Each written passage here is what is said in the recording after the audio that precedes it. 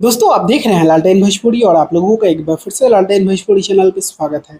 अपने नए मैनेजमेंट के साथ खेसारी लाल यादव अपने काम का शुरुआत कर चुके हैं और कल खेसारी लाल यादव ने नए गाने का रिकॉर्डिंग भी किया। आप लोगों ने देखा होगा, स्टूडियो से वीडियो निकल कर आया था और उस स्टूडियो में खेसारी लाल यादव के साथ प्रियंका सिंह जी भी नजर आई थी।